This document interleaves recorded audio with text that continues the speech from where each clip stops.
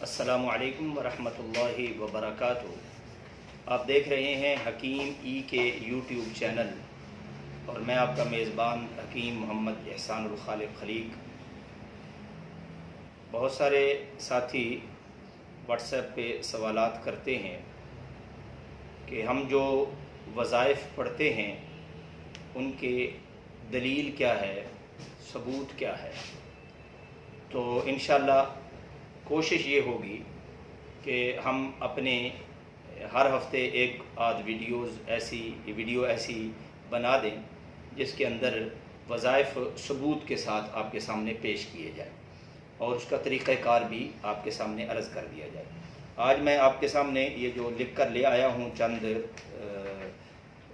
اذکار، یہ سونے کے مسنون اذکار ہیں، سوتے وقت کے مسنون اذکار۔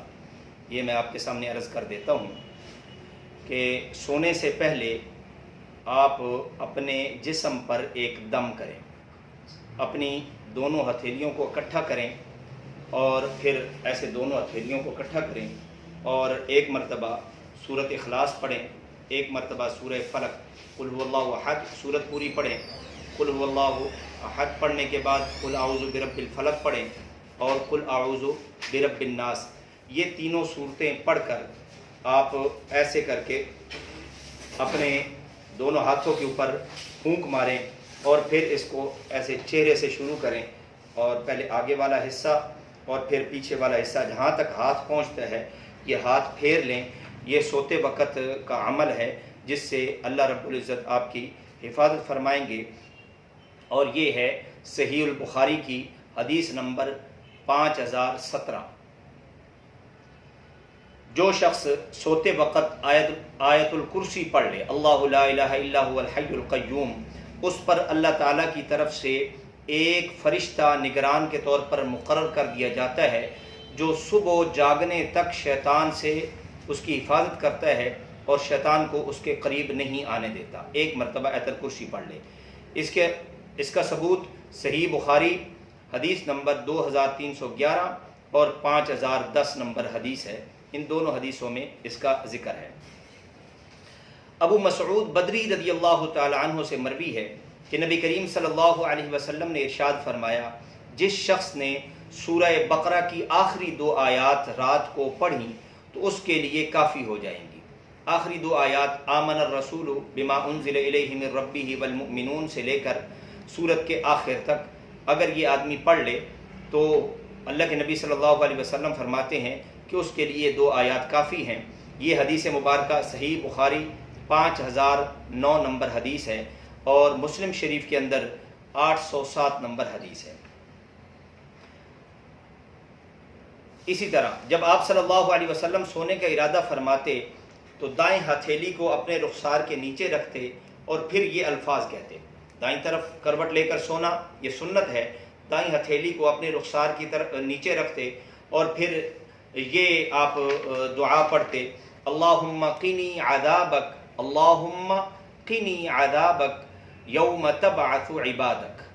اللہم قنی، بڑا قاف ہے، اللہم قنی عذابک یوم تبعث عبادک۔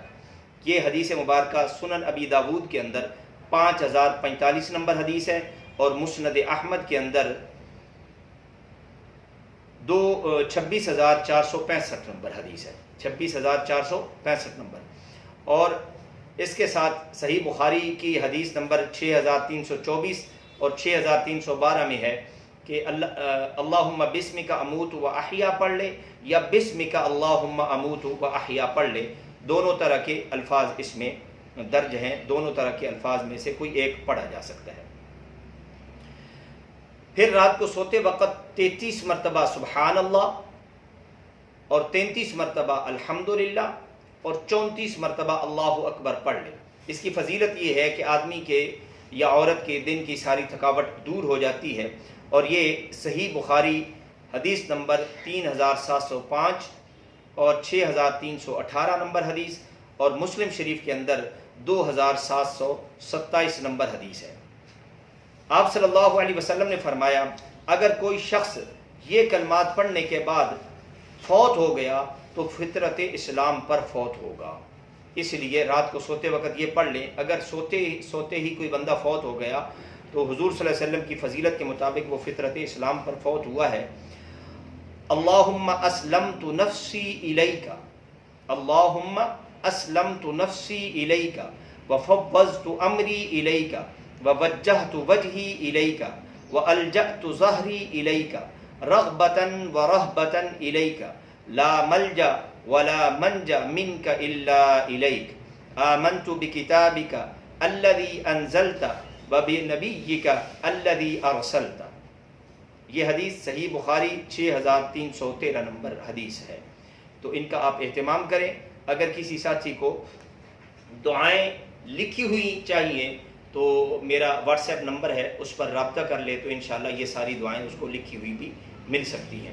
اللہ تعالی ہم سب کو حضور صلی اللہ علیہ وسلم کی اتباع کے مطابق زندگی گزارنے کی توفیق نصیب فرمائے. السلام علیکم ورحمۃ اللہ وبرکاتہ.